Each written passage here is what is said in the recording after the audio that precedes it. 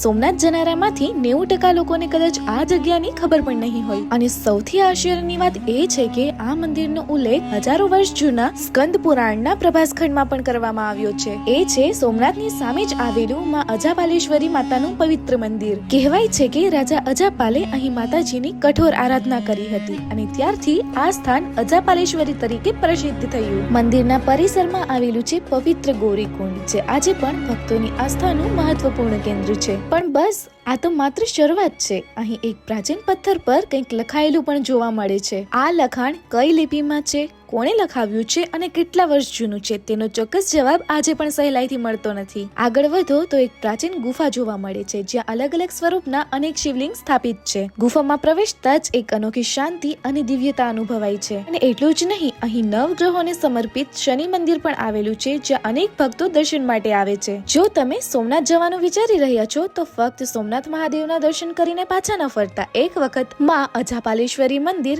ગૌરીકુંડ, પ્રાચીન ગુફા, નવગ્રહ શનિ મંદિર અને આ રહસ્યમય શિલાલેખને પોતાની આંખે જરૂર જોતા જજો. કદાચ સોમનાથનું સૌથી અંડરરેટેડ અને સૌથી રહસ્યમય સ્થળ તમારી રાહ અહીં જ જોઈ રહ્યું છે.